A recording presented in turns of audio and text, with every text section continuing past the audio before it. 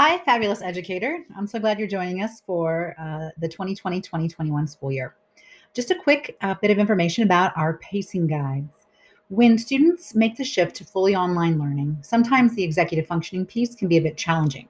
And so we have deadlines in place at Boulder Universal to help kind of keep them on track and from falling too far behind um, without us realizing, kind of where they're at. So the pacing guide is really useful both for the student to help them organize their time, but also for us teachers so we can see right away if students are struggling. We've gone back and forth with different deadlines, but for this particular year, we've decided to do weekly deadlines just to allow us a more quick, kind of a quicker cycle in order to make sure that students are staying on track, they're not falling behind, we're able to give them feedback, and also to kind of just all be on the same pace. So Boulder Universal, regardless of the class they're taking, will all have the same deadlines. We'll have deadlines each week, and the way that we've set them up this year is for the first thing Monday morning. So every Monday at 8 a.m., all work from the previous week will be due. This gives them a little bit of time over the weekend if they need a bit more time with maybe parental support or just a bit more time if they procrastinated in terms of, of their schoolwork. So the pacing guide is here, and we post this in each of our classes. So if you go to any of the courses that you have or will be teaching, it will be, whoops, okay, so I guess we don't have our classes organized here yet, but let me pull one in here from a previous semester. Each of our week one will contain some pretty vital information that's unique to the class, including like, hi, I'm your teacher, a brief introduction, but we'll also have the pacing guide. I usually have it be my second thing. And my pacing guide is just the same. I can copy and paste it from class to class.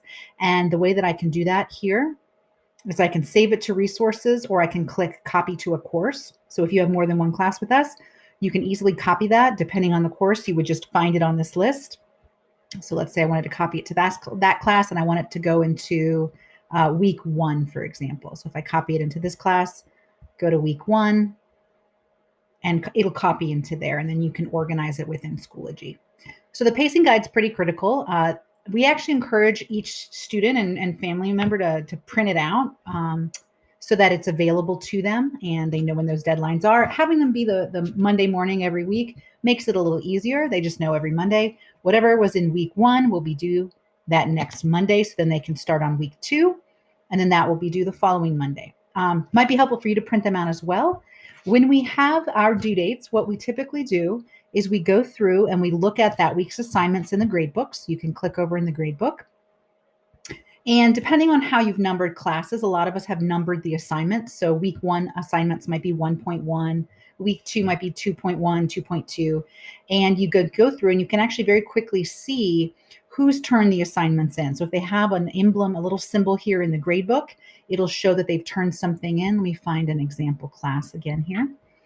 And you can also see if it's blank that they haven't turned something in. So for example, Ms. Martin turned in an assignment for me in this class, and the way that that would look, if I scroll to where that assignment is, and ideally your,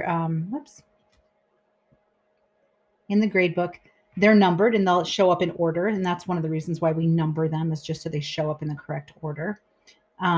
Ideally, if that doesn't happen for you naturally, let me know and I can help you. So if she's turned something in, if I haven't graded it, that number won't be there. It'll just be this little symbol here if they've done it.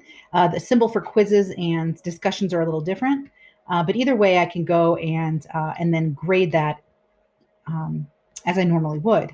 If it's blank, so if there's nothing in there, that means they haven't done the assignment, and that's where I would zero the assignment out. The zero lets them know if they haven't turned that assignment in, that's their score, and that does impact their grade.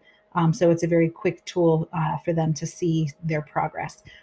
Going back in and grading, of course, so you can actually look at the assignment they turned in, and they've got comment here. They have a different view of the grade book, but it would show the same information. So pacing guides are pretty critical in terms of just helping support student learning. And we'll help you get them in each of your week one. And we'll also have some calendar reminders to go ahead and grade out.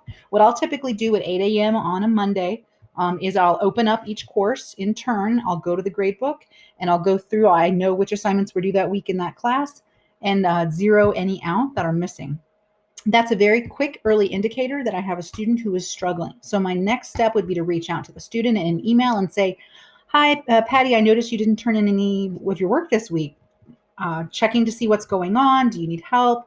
How can I support you?" And I'll also copy the mentor. And so that's a way that we're trying to re-engage the student before they fall too far behind. I hope that's helpful, and let me know if I can help you with any piece of navigating the grade book when it comes to our pacing guide and deadlines. Thanks, and have a great year.